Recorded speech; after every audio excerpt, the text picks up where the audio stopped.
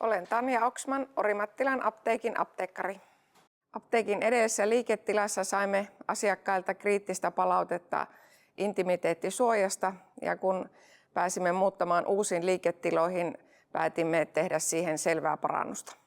Sain suosituksen VMP Interiorin sisustussuunnittelijalta kyseisestä järjestelmästä, ja lisäksi edellinen ratkaisu ei toiminut riittävän hyvin apteekissa. Olemme saaneet aktiivista positiivista palautetta asiakkailta sekä henkilökunnalta. Vaikka apteekin liiketila pieneni edellisestä, niin asiakkaiden asiointirauha on parantunut huomattavasti ja olemme olleet erittäin tyytyväisiä tietosuoja-audioratkaisuun.